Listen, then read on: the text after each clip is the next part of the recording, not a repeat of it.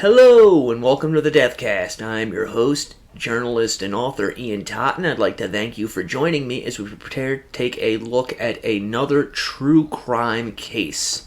This week we are going to be traveling once again to jolly old England, specifically to the city of Ipswich, to look at a series of crimes that took place there in the mid-2000s.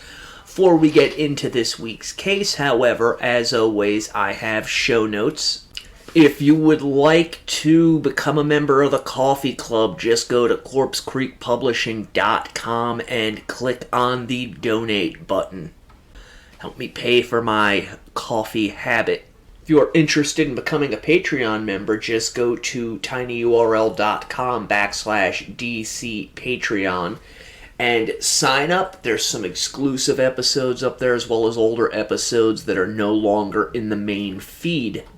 If you'd like to follow me on social media, just search for Ian Totten, author, or The Deathcast. You can find me on most social media websites, with the exception of Twitter. I've been banned from there for life, which is A-OK with me. And lastly, there is some new merch out. Recently, I released a series of shirts for the show's logo.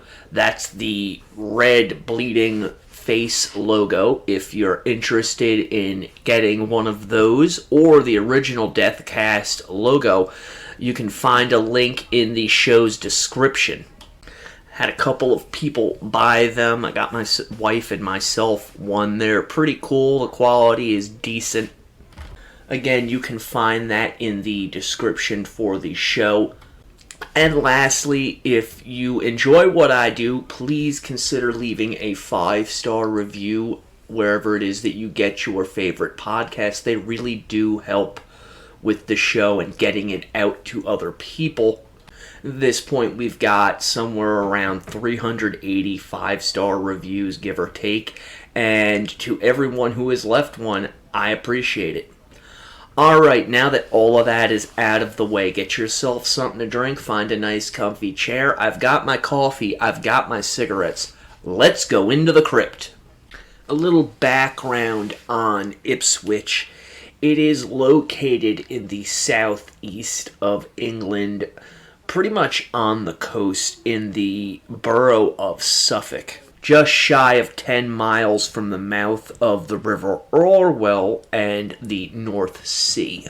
Because it's a port city, the town has a fairly active tourism business, and as with most coastal cities that have active tourism, it has a fairly defined red light district. Ipswich has a fairly large population of just under 140,000 individuals living within it. As we know from cases that we have previously covered, any time that you have a fairly well-defined red light district, you generally have a higher than average crime rate. And according to statistics I was able to find, Ipswich is considered to be the most dangerous of the major towns in Suffolk Borough. To kind of put this into perspective, there are 461 total towns, villages, and city within the borough of Suffolk. And it's estimated that there are 106 crimes per 1,000 people within Ipswich proper. According to crimerate.co.uk, in 2022, violent and sexual offenses were the most commonly reported crimes within Ipswich, with 7,357, which is 15% higher than 2021's figure of 6,389. So it's really somewhat astounding that the crimes we're going to be talking about today were able to be singled out by the local police forces, given the high rate of sexual and murder offenses within the area. These are, of course, the Suffolk Strangler murders, which took place through October and into December of 2006. On October 30th, 2006, 19-year-old Tanya Nicole was last seen around Hanford Road just after 11 p.m. Now, Miss Nicole was known to her family to have a drug problem. However, they were unaware of the fact that their daughter had at some point become involved in Ipswich's burgeoning sex trade. According to her father, he had last seen Tanya about a week before her disappearance on October 30th, when she came to his home and asked for a drive to her mother's house. Mr. Nicole also stated that it was obvious to him that the drugs were taking a toll on his daughter, although he didn't notice anything else out of the ordinary, other than, that his daughter was heavily involved in the drugs. It's unclear where Tanya was living at the time of her murder, though. It's more likely than not that she was living with friends and or a boyfriend/pimp. In any event, when she did not return home, she was reported as missing, although as you can obviously imagine, with a city that has such a high violent crime rate, Tanya's disappearance went largely unnoticed by the general population. However, those who worked in the sex trade were aware that she had gone missing, and at least according to some of the reports that I have read, there was a sense of fear that began to work its way through the working girls of Ipswich's red light district. This could be from a number of factors, such as the fact that normally when a prostitute within Ipswich goes missing, they're found pretty quickly to have simply left the area, or their body is found in a fairly quick manner. However, I think it's more likely than not that most of the working girls within Ipswich knew one another, or were at least familiar with one another enough so that when one of them goes missing, the others take notice, and it's a frightening feeling because they're thinking, what happened to this girl? Did she leave the area, or did somebody take her away? Am I going to be next? Which is not an uncommon thing for these young women to feel. If you'll recall, when I was covering the Green River killings of Gary Ridgway, fairly quickly there was a sense of fear that pervaded the prostitutes within the Seattle Sea-Talk area.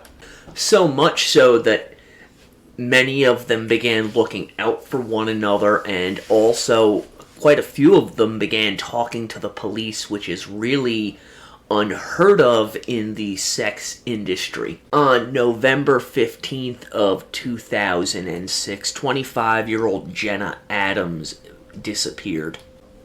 This disappearance really galvanized the Ipswich Police Department into action, as they already have a 19-year-old girl missing. Now they've got a 25-year-old missing, and people are starting to talk, as, at least from what I can gather, this was very unusual to happen.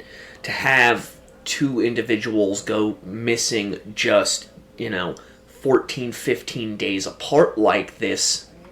And at least according to news reports of both crimes, with the disappearance of Gemma Adams, they really began to suspect that something bad may have happened to Tanya Nicole. On December 2nd, the body of Jenna Adams was found naked by a fish warden. Gemma was lying inside of a brook at Thorpe's Hill, which is near Hintlesham. And immediately, this was the biggest news in the area, with the police sending out dive teams to look for further evidence and possibly to look for the body of Tania.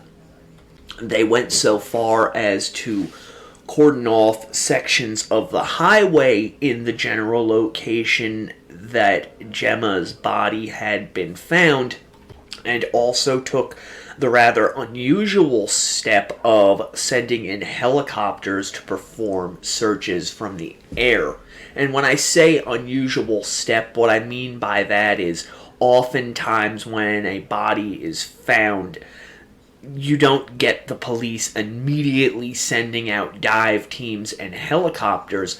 However, in this case, the police really quickly jumped on the idea that it's very possible that both of these young women were taken by the same individual or individuals. And I think a large reason for that is the crimes of Peter Sutcliffe, who we have covered already here within the crypt, were still fresh in the minds of Great Britain. To further illustrate that, if you go looking into this series of crimes, even going back to when they began finding bodies, almost immediately they start bringing up Peter Sutcliffe as he's really the most notorious serial killer of the 20th century within Great Britain, just because of the sheer scope of his crimes and the difficulty the police had in apprehending him. So I imagine that the Suffolk police did not want a similar situation on their hands. Right after Gemma's body was found, the police began imploring the public for their help, with one detective stating, we need your help to find Gemma's clothing as well as her handbag, and another officer letting the public know, hey, you need to keep your eyes out for the possibility of Tania's body being out here somewhere. The police further went on to state at this point in time to the prostitutes, and this is coming from the BBC, quote, Mr. Skevington has also warned Ipswich's prostitutes to look out for each other. Our message to prostitutes would to be look out for each other. Let friends know where you're going and who you are with. So even this quickly into it, with two girls missing, they're already drawing comparisons, at least behind closed doors, of Peter Sutcliffe, and they're warning the prostitutes within Ipswich to take precautions, something that unfortunately we do not see here often in the United States when something like this occurs. Police noted a few things with Gemma's death, the first being that they were unable to determine a cause of death, and the second being that it did not appear as though she had been sexually assaulted, or in fact that she had had any sort of sexual activity prior to her death. They were able to determine that her last known sighting was picked up on closed-circuit television, where around 1:15 in the morning she was seen near a BMW garage on the 15th of November. I'm going to take a small divergence here to talk a little bit about the backgrounds of our two missing victims at this point. Both of them had similar backgrounds in that they were both said to have been very popular while growing up, although they also shared a similarity in that they quickly descended into heroin once being exposed to the drug. And to me, that's fairly important as well as tragic, as the one thing I try and do with this show is to show the lives of the victims and not just that of the perpetrator. And unfortunately, with this series of crimes, heroin is a recurring theme. So the day after Gemma's body was found, 24-year-old Annalise Sarah Alderton, who was living in Colchester, Essex, boarded the 3:53 train from Harwich to Manningtree. And she was seen on CTV footage getting on to this train and actually on the train. At 6:15, she is known to have gotten off the train at Manningtree, after which she got onto another train and arrived in Ipswich at 6:43. Now, Miss Alberton, like our previous victims, had had a fairly decent upbringing. It's been said that she lived for a period of time on the Isle of Cyprus with her mother and spoke fluent Greek and was a fairly bright and intelligent young woman.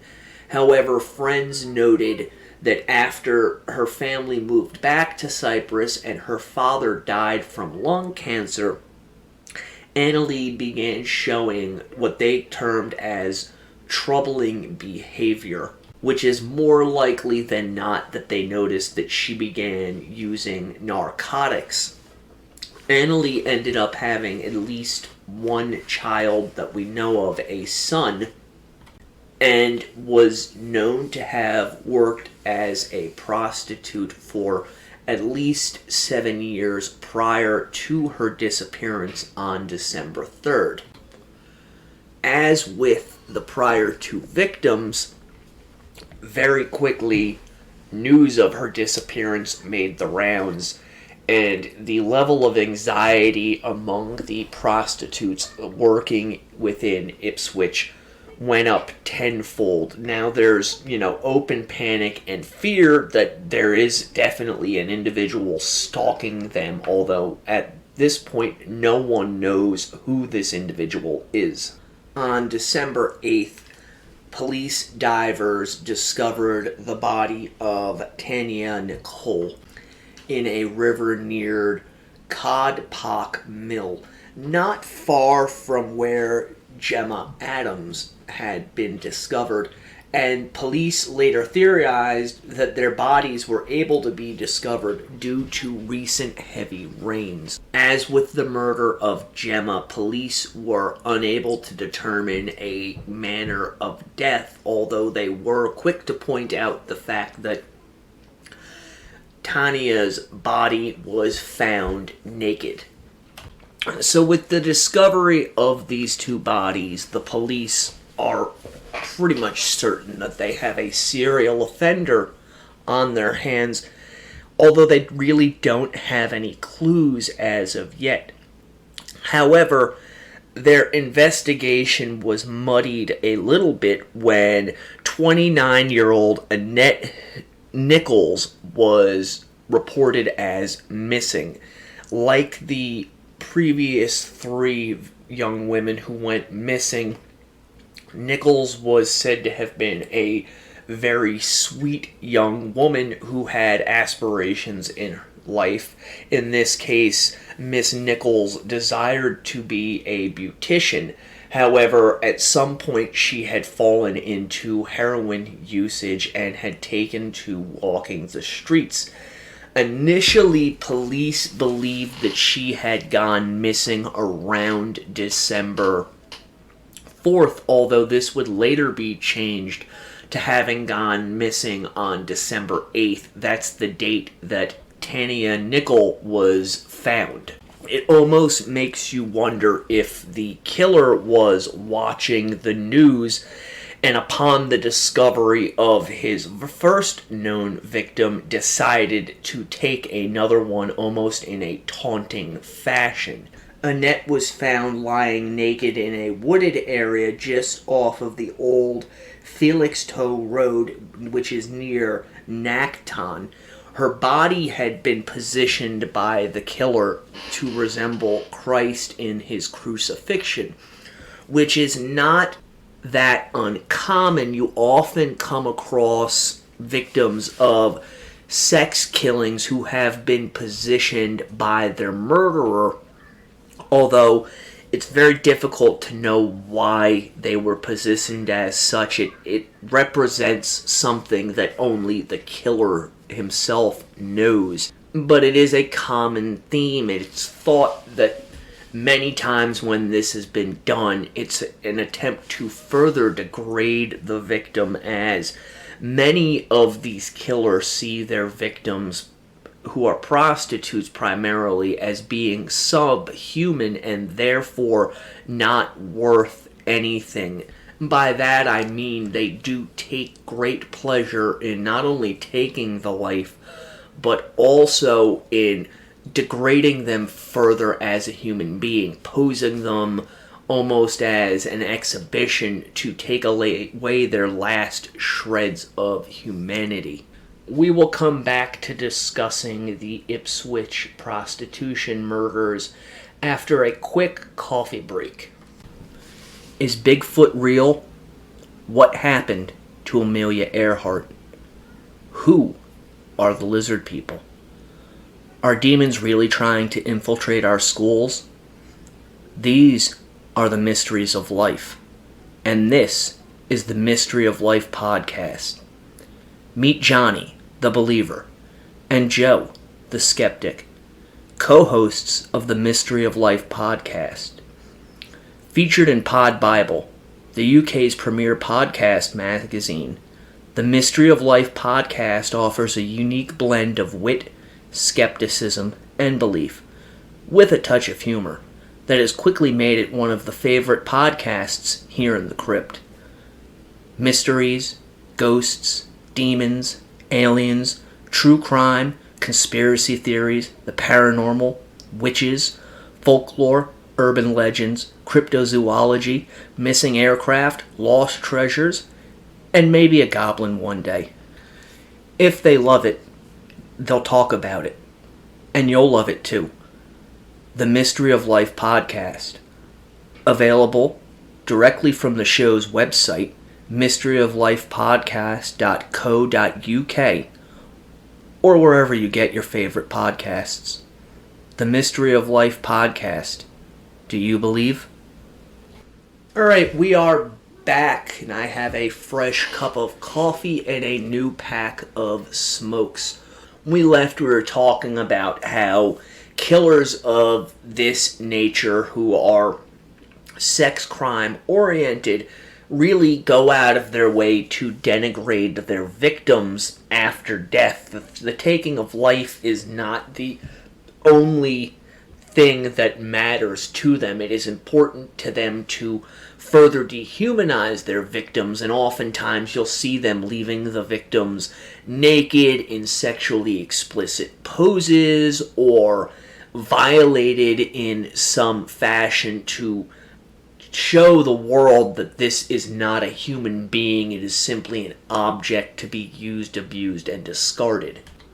On December 10th, the body of Anneli Alderton was discovered in a wooded area at Nacton when a motorist passing by saw her naked body lying in the woods. As with the body which had previously been discovered, Anneli was also lying naked and in a crucifix position. Police were able to determine that Anneli had died from asphyxiation and that she had also been 3 months pregnant, although it's unknown whether or not she was aware that she was pregnant. But given the fact that she already had one child, it's a safe bet to assume that she probably did know. According to a BBC article about these crimes, another young woman who worked as a prostitute said of Anneli, she was a lovely girl, very kind-hearted, and would do anything for anybody. But the wrong crowd introduced her to crack cocaine when she was about 13, and eventually Miss Alderton turned to prostitution. Speaking on all of the crimes, Tom Alderton, who was Annelli's brother, stated they were all little girls and in desperate circumstances.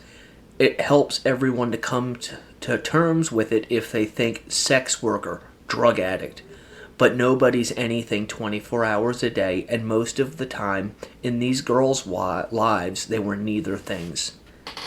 To me, that is a really fitting epithet for the victims that we know about, because oftentimes, and too often in my opinion, the media and the police focus on what these individuals did in order to get by in life, as opposed to who they were as a human being. And in doing so, they further degrade the victims, which might be a subconscious way for the general public as well as the police officers to deal with the horrors that they're facing, because it's much easier to digest information if in your mind there's a asterisk next to a person's name labeling them as what is seen to be something less than a quote-unquote productive member of society. And to give you an example of that, when you see a celebrity or someone in the news or someone who is just considered to be a, again, quote-unquote productive member of society, when someone like that dies, there's all sorts of tributes made to them and candlelight vigils, and it's all over the news that how could this horrific thing happen to this wonderful person. However, when the victim is someone who kind of lives on the fringes of society, they're very quickly forgotten about. You don't see candlelight vigils 2 or 3 years later, or in the case of the Delphi murders, people going out of their way to show who the victims were while keeping the horrificness of the crimes within the public spotlight. The last crime we're going to discuss furthers my theory that the killer was watching the news and taunting both the police and the public at large by waiting for them to discover a body and then taking another young woman. Because the day that Annelli Alderton's body was discovered, another young woman, a 24-year-old by the name of Paula Clennell, as with the other girls who had gone missing and been discovered murdered, Paula had a very heavy drug addiction.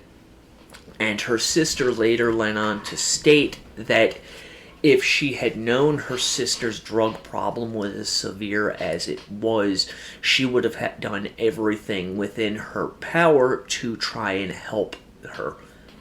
Paula was last seen at 12:20 in the morning on December 10th, wearing a navy blue anorak with a horizontal light blue band across the chest and one sleeve. A little bit more information about Paula. She had been living with her partner for roughly 10 years and had had 3 children, all of whom had eventually been taken into a care and adopted due to her drug addiction. Quick little side note on that kind of thing. I find the fact that a government can come in and take children from a family to be one of the most abhorrent things within our society, because the government is simply telling those parents that even though you gave birth to them, they're not your children, they're ours, they belong to us, and we will decide whether or not we feel you are fit to raise those children. I think that's an absolutely disgusting thing. I think that it needs to be outlawed, and those people who perpetrate it need to be charged with kidnapping, because there is nothing more devastating to an individual than to have someone come in, rip their children from them, tell them that they're not fit in their eyes to raise their children, and then to adopt them away from their parents. And it works both ways. It is also a devastating effect on the children, but nobody wants to talk about that because the government sees all, knows all, and knows what's best for individuals. And again, that's just a little side rant. So fuck the people that do that and believe that doing things like that is their God-given right. The kids weren't yours. They don't belong to the government. No matter what bullshit laws you might write, they belong to those parents and with those parents. If you really want to help them, get the parents' help. On December 11th, the police announced that they are concerned for 2 other missing young women, that being Paula Clennell, who had gone missing the previous day, and Annette Nichols. And they actually take the unusual step of actually warning prostitutes to stay off the street. And they said this, quote unquote, for your own safety. They further went on to state that although they haven't been able to officially link the 3 bodies that were discovered, they believe that there is a correlation between all 3 of them. Well, privately, the police were pretty certain that all 3 of the known victims at this point had in fact been taken by and murdered by the same individual or individuals. On December 12th, the body of Paula Clennell was found near Levington. As with the other bodies, it was discovered that Clennell was naked and had not been sexually assaulted. However, I could find no information on whether or not her body was left lying in a posed state. Now, it could be that the killer is changing his MO a little bit here in an effort to throw police off the trail. You do see this at times in serial murders where a killer will believe that the police are onto them or fear that they may have made a mistake, so in the disposing of a body they will change things up by placing them in a different area or not posing them. And in fact, it appeared as though Paula's body was discarded in a rush, which could be an indication that the killer was in the process of posing her when someone drove by or they heard a vehicle nearby and realized that they can't be seen out in the area disposing of this young woman's body. The police, after finding Paula's body, they call in search and rescue units and helicopters, and very quickly they discover another body, that of 29-year-old Annette Nichols. As with some of the other bodies, Nichols had in fact been posed in a cruciform position, and she too had not been sexually assaulted, although she was found naked. After finding these bodies, the police announced that they don't know who they are at the moment, although they fear that they are in fact those of Paula and Nichols. Now, the bodies are left there until 13 December, at which point one of the bodies is removed, and police announced that they do not believe either of the victims were killed where they were found. The police also revealed that after the discovery of the 2 bodies, they received almost 2,200 phone calls from concerned citizens offering tips, and further stated that this has now become the largest investigation in Ipswich history, with over 30 officers being assigned to these crimes. An interesting side note, On the 13th of December, it was also revealed that Paula Clennell had in fact given an interview on the ITV News reports covering these crimes, stating that while she was fearful of the killer who was out there, she quote-unquote needed the money. The next day, on December 14th, the body of Annette Nichols is moved from the crime scene, and police continue to receive tips from the public stating, quote unquote, there are numerous items that have been handed over by the public that we need to examine, and that they have received more than 5,500 phone calls and well over 1,000 emails. Someone leaks it to the local news that the police are interested in discussing the crimes with the driver of a blue BMW, although no further information is given about the driver of this particular car. Police also announced that the first body removed from the Levington crime scene was that of Paula Clennell, and that it was apparent that she had died from, quote, compressions to the neck, meaning that she had been strangled. On the 15th of December, the police informed the public that the last body that was discovered is that, in fact, that of Annette Nichols. However, they cannot determine a cause of death. And this is kind of amazing to me. The people of Ipswich actually hold a candlelight vigil to these 5 young women.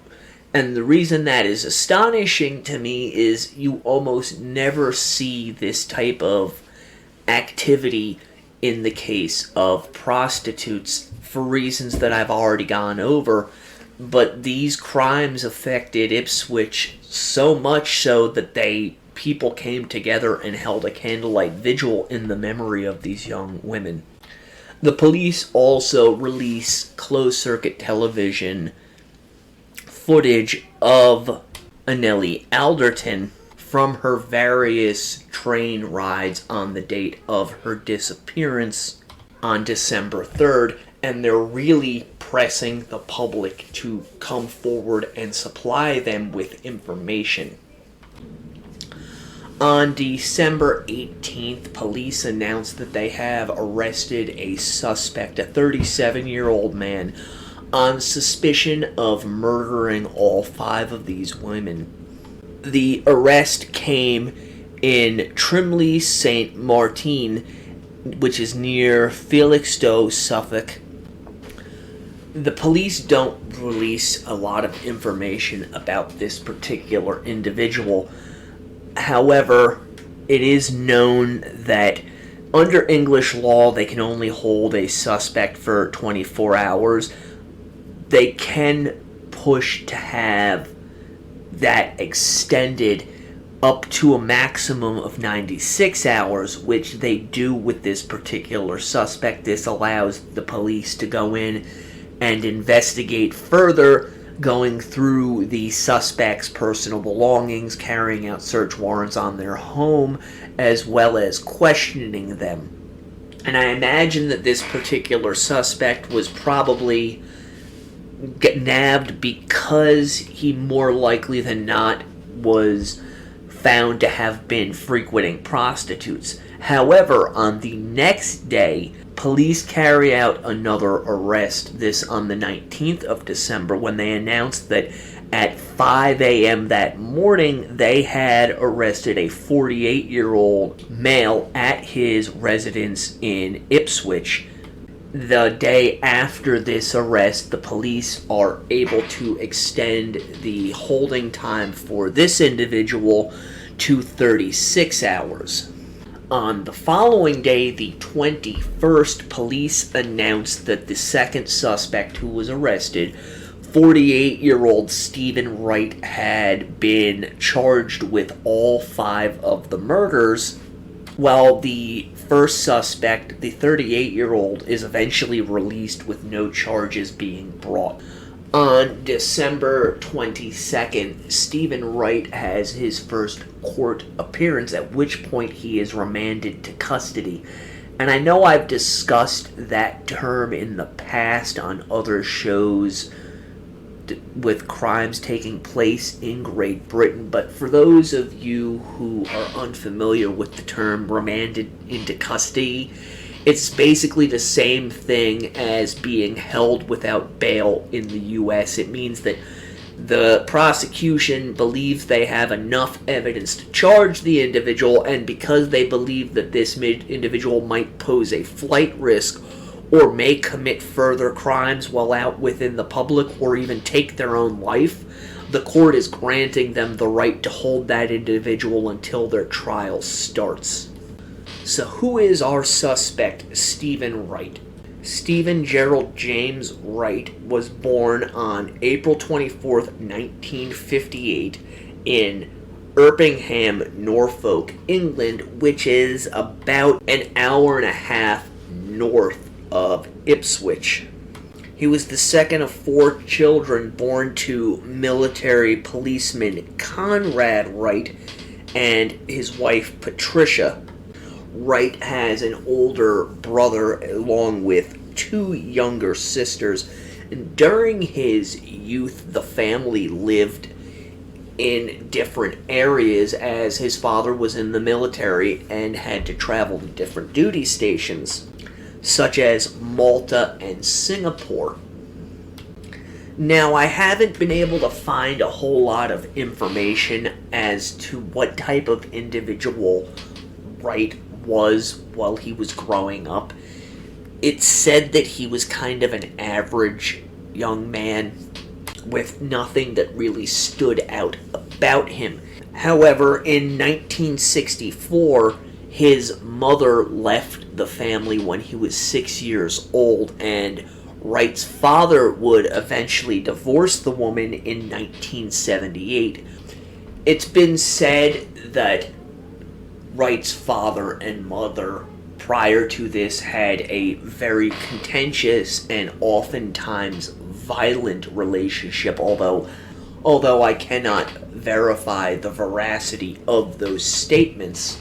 In 1974, when Stephen Wright was 16, he dropped out of school and joined the Merchant Navy, becoming a chef on ferries. After his incarceration, when Wright was placed on remand for the 5 crimes, information began to leak to the news media concerning his upbringing, both prior to his mother leaving and after his father had remarried. And the image that's painted is not a pleasant one, at least according to Wright's birth mother, who eventually settled in San Diego, California. She left the marriage in 1964 because of how violent her husband Conrad was, and it was her belief that seeing this violence at such a young age had a profound effect on the young Stephen. Conversely, Stephen's father told the Guardian newspaper that after his first wife left them, Stephen was always searching for a mother figure and was never able to find one. The father also went on to state that the relationship between his new wife, Valerie, and his children from that first marriage was a very contentious one, and that there was constant fights and bickering going on inside of the house. And it's very possible that seeing this violence from his father directed towards his mother, as well as his mother abandoning them when they were so young, led Stephen to foster an internal hatred for women, because really that is what we're talking about at the heart of these crimes. You'll read some reports on it stating that we'll probably never know why Stephen did the things that he did. But if we look at other similar crimes, oftentimes there is a hatred of women that stems from childhood abuse and or abandonment by that mother, along with acts of violence from the father that help foster this idea in their head that women really have no rights or value and simply exist to serve men, and that any actions that men take towards women is acceptable, as again, in these killers' minds, the women have no value, which is one of the reasons why killers such as Stephen Wright and Gary Ridgway, they target prostitutes because they see them as being less than other women and therefore expendable. In their minds, that is how they justify murdering them and taking out the anger that they have towards women who have been in their life. And Stephen Wright is no exception to this. In a letter he sent to his father while on remand, he stated that he was a quiet individual who had an unhealthy habit of burying his anger deep. And he further went on to state in this letter that the violence he witnessed growing up, which was, according to Stephen, enough to last a lifetime, was the reason he had so much hatred buried deep inside. So he is perfectly fitting this psychological profile that I have been discussing, wherein he hates his mother for abandoning him, and as a result of that hatred, and then further on in his life being spurned by women, decides to take it out on the most vulnerable women that he can encounter, namely being prostitutes. In 1978, Stephen married a woman by the name of Angela O'Donovan in Pembrokeshire, Wales, and they ended up having a son by the name of Michael. And you see this a lot of times with serial killers. They hold a variety of odd jobs throughout the years, really unable to hold down jobs for very long. He worked on the QE2, which is an ocean liner. He also worked as a lorry or truck driver, worked at various bars as a manager, and also worked as a forklift driver.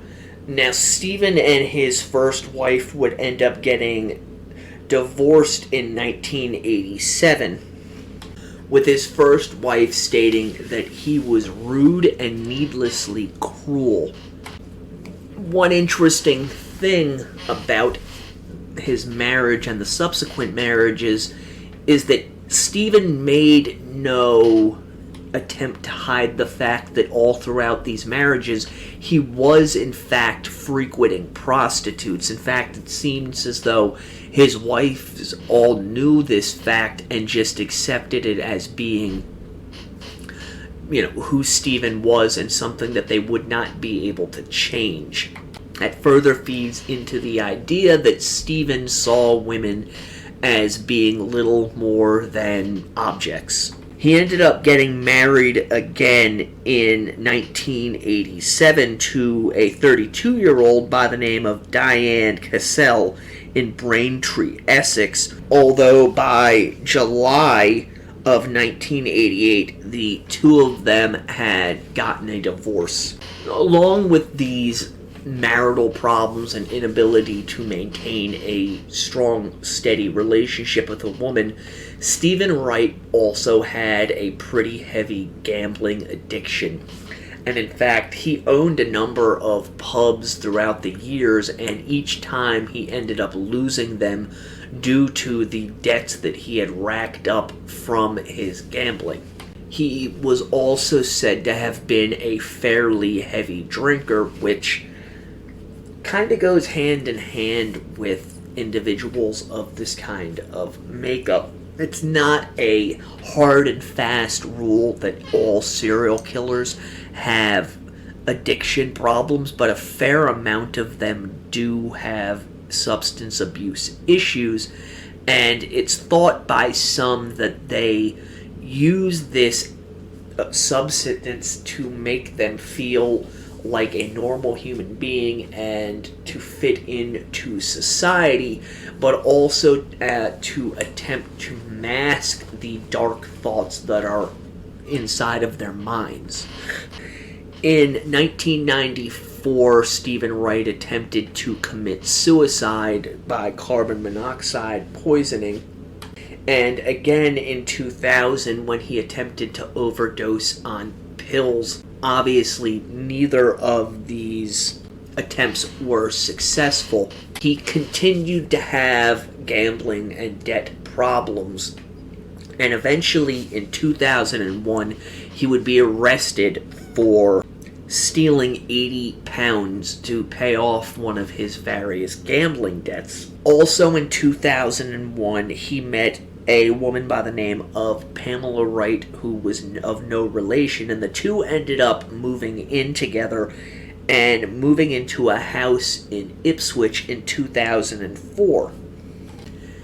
At trial, Stephen Wright admitted to having frequented prostitutes throughout his adult life, starting with when he joined the Merchant Navy at the age of 16. Wright has admitted on the stand that when he would get into a relationship with a woman, initially his frequency of using prostitutes would diminish as there was a very active sex life between himself and that partner at that period of time.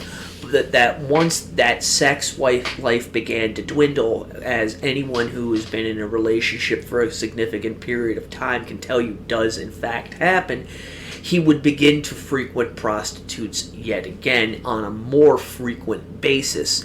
So when his current partner Pamela began working night shifts, Stephen went out and began frequenting prostitutes again, so much so that the prostitutes in Ipswich began giving him nicknames such as the Mondio or Essex Man and the Silverback Gorilla. For those curious, the term Essex Man or Mondio Man really just describes a particular type of individual from the area in and around Essex. Typically, they are former members of the Labour Party who drive Fords, which is basically the reason that Wright was given the nickname, as he did in fact drive a Ford.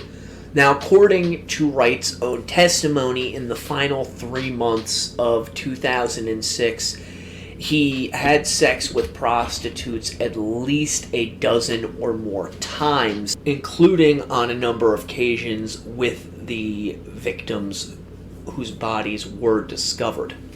Now, unbeknownst to Wright, when he was initially arrested on December 19th and was being questioned by police and they're carrying out all these search warrants, they began looking at his vehicle, which was a Ford Mondio, hence the Mondio Man. And in the course of looking at this vehicle, they discovered small flecks of blood in the back seat. And upon closer examination, the blood was determined to have belonged to Paula Clennell, which leads to the idea that the bodies may have been abused in some manner, or the victims may have been abused in some manner prior to their deaths. However, because the police have not given out a lot of information about the victims, we'll really never know, but I suspect that he probably hit these women in an effort to gain control of them prior to murdering them, and that is where the blood came from. Stephen Wright ended up going on trial in 2008, and on February 21st, he was found guilty of all 5 murders. And in an unusual step, Wright was sentenced to life in imprisonment without the possibility of parole, or as they call it in Great Britain, a whole life tariff. While he did appeal his convictions, they were upheld in 2009. Currently, he is serving his sentence at the Long Larton prison in South Littleton, Worcestershire, England. Yes, that is where the sauce comes from. Wright is suspected of having participated in other murders. The most notable one being that of Victoria Hall, who was a 17-year-old that ended up being murdered on her way home from a Suffolk nightclub in 1995. Victoria's body was found 5 days later in a ditch in Felixstowe. However, police would release Wright by stating that they were looking into fresh lines of inquiry, leaving open the possibility that Wright was in fact involved in Victoria's murder. That isn't the only crime that there are possible links with, though. A number of prostitutes died in Norwich and Ipswich in the 1990s and 2000s. And the reason that they suspect that Wright may have been involved is he lived in a home in Norwich, which was pretty much dead center of the red light district, much as when he lived in Ipswich, he lived in a home that was right in the middle of the city's red light district. One of the reasons for this is the fact that Wright was so old when he was arrested, and anyone who has studied serial killers in depth knows that it's very rare for them to begin their killings late in life. More often they start when they are fairly young, and that at the time of Wright's eventual arrest, if they have not already been caught, they have either kind of aged out of it, or life circumstances have changed to such that they no longer feel the need to go out and commit their murders. This has happened in numerous cases in the past.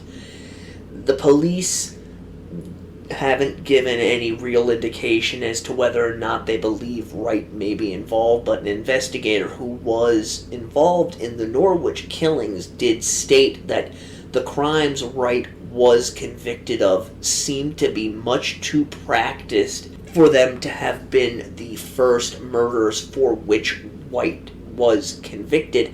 And I have to agree with that assessment. I can't say with certainty that he was involved in any of the murders that took place in Norwich, but it's very improbable that the 2006 crimes were his first.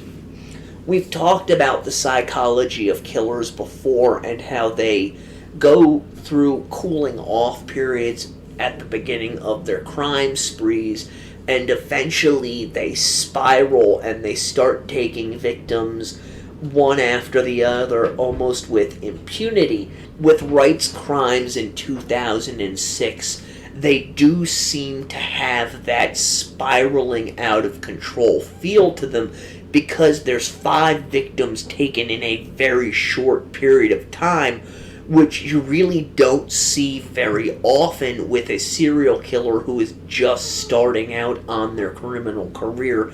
They usually don't get to that until right before they're caught. So I think it's very probable that Wright did in fact kill others prior to being identified and arrested and subsequently convicted, although we'll probably won't know whether or not he was responsible for any of these murder victims until DNA or some other form of concrete evidence comes out and can conclusively prove that Wright did in fact kill these women. Alright, so we are at the end of this week's episode. I hope you enjoyed our coverage of the Ipswich Strangler, Stephen Wright. Again, if you enjoyed this show, please consider leaving a 5-star review wherever it is you find your favorite podcasts. Consider becoming a member of the Coffee Club over at CorpseCreekPublishing.com. Just click on the donate button, and don't forget to check out the new shirts that are available. You can find the link to that in this week's episode description. Until next time, the Deathcast is a production of Corpse Creek Publishing. Stay morbid.